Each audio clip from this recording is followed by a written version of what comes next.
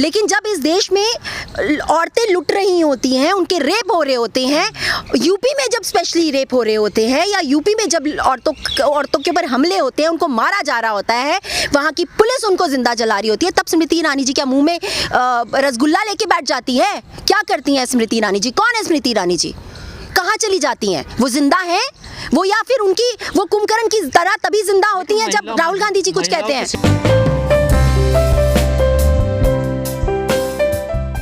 India में Covid आने से 85 दिन पहले कांग्रेस के नेता राहुल गांधी जी ने इस गवर्नमेंट को भी, इस देश को वार्न किया था कि ये सब होने वाला है।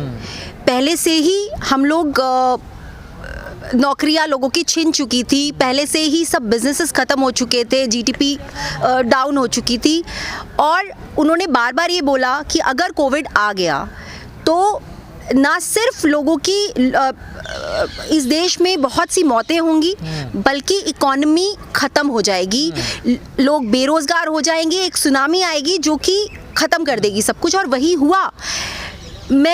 आई एम फेल टू अंडरस्टैंड कि क्यों राहुल गांधी जी को सीरियसली नहीं लिया जाता। वो ही एक ऐसे इंसान है इस वक्त हमारे देश में जिनको फिक्र है इस देश की, जो बार बार आगाह करते हैं लोगों को भी और इस सरकार को भी, लेकिन सरकार कान बंद करके सिर्फ और सिर्फ इसलिए बैठी है क्योंकि अगर उन्होंने उनकी बात मान ली तो कहीं ना कहीं उनको ये लगता है कि हमारी नाकामयाबी वो सामने आ जाएगी। आज की डेट में जो राहुल गांधी जी ने अभी अपना संबोधन दिया, उसमें भी उन्होंने यही बात बोली कि प्रति एक बंदे के पास जॉब है और 1000 लोग अनएम्प्लॉयड है। ना सिर्फ इतना, लगातार जो स्मॉल एंड मीडियम एंटरप्राइजेज हैं, जो बिजनेसेस हैं, वो ख़त्म हो चुके हैं। सब जानते हैं जब लॉकडाउन हुआ था वो सारे के सारे बिजनेसेस ठप हो गए थे क्योंकि सरकार की तरफ से उनको कोई मदद नहीं मिली थी। जब वो सारे बिजनेसेस बंद हो जाएंगे तो जाहिर है जो वहाँ काम करते थे वो लोग अनएम्प्लॉयड हो जाएंगे, और जब वो अनएम्प्लॉयड हो जाएंगे तो उनके पास नौकरी के लिए जगह होगी कौन सी? आप दूर मत जाइए, मैं सिर्फ दिल्ली की ही बात करती हूँ। आज की डेट में दिल्ली में ऐसी बहुत सी जगहें हैं, आप हौसखास ले लीजिए जहाँ पर इतने सारे रेस्टोरेंट्स चलते थे, आप वो कम्प्लीटली शट हो चुका है, वहाँ पर कोई रेस्टोरेंट्स नहीं है, और उस रेस्टोरेंट्स में हज़ारों लोग काम करते थे जो बेरोज़गार हो गए हैं। आप मॉल्स ले लीजिए, मॉल्स में बहुत सारे ऐसे छोटे छोटे व्यापारी थे जो बैठते थे, जो कमाते थे, जिनकी वजह से और लोगों को भी रोटी मिलती थी जो उनके यहाँ काम करते थे। उन लोगों के बिजनेसेस ठप हुए और वो सारे के सारे अनएम्प्लॉयड हो गए। क्या किया सरकार ने?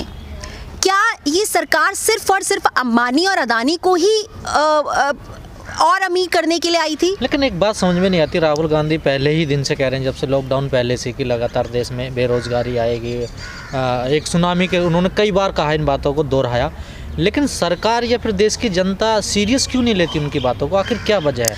क्या उनकी छवि को गलत तरीके से पेश किया गया?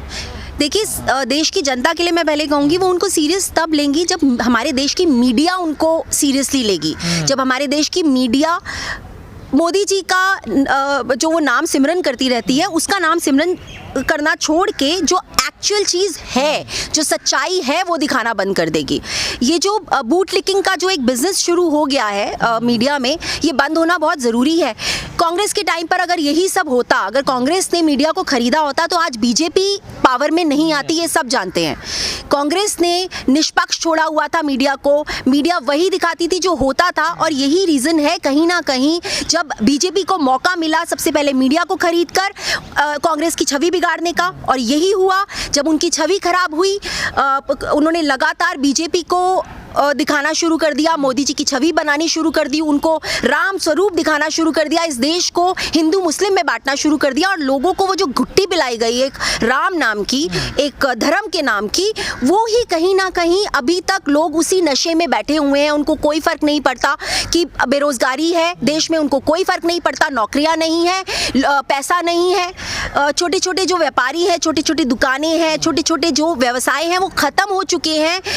आप मत जाइए सिर्फ एमएनसीज की तरफ जो अभी भी अपना काम कर रही हैं, जिनके पास थोड़े बहुत एम्प्लॉयज़ काम कर रहे हैं। अगर हम एक्चुअल देखें तो जो छोटे छोटे बिजनेसेस थे जो ठप हुए हैं, उनमें जो लोग नौकरियां करते थे वो खाली बैठे हुए हैं। उनमें से बहुत से लोग हैं जो जिन्होंने लोन लिए हुए थे, जो आज लोन वापस नहीं कर सकते, तो वो आत्महत्या कर रहे हैं। लेकिन कहा जा रहा है कि अभी तो और भी गिरावट आएगी, लेकिन सरकार कोई कदम नहीं उठा रही है। आखिर क्या वजह, जब सरकार को पता और गिरावट आने वाली है? देखिए, मैं बड़े अर्थशास्त्री इस बात को कह रहे हैं। मैं इस चीज़ को ये समझती हूँ कि सरकार को ना तो देश से कोई लेना देना है, ना देशवासियों से। अगर ऐसा होता तो ये सब जानते हैं कि हमारे देश में कोविड सबसे एंड में आया था, जब बाकी सारी कंट्रीज़ में आ गया था।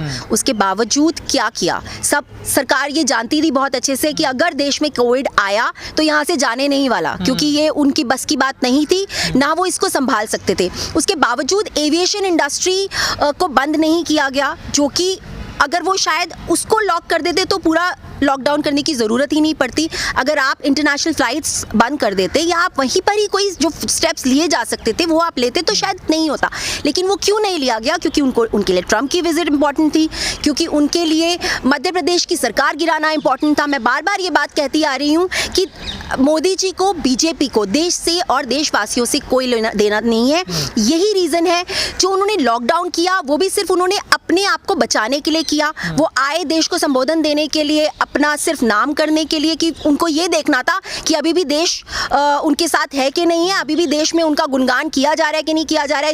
इसीलिए उन्होंने वो स्टूपिड टास्क देने शुरू कर दिए, लोगों को बरगलाना शुरू कर दिया कि आप दिया जलाएं तो कोविड चला जाएगा, आप घंटियां बजाएं, आप तालियां बजाएं तो कोविड।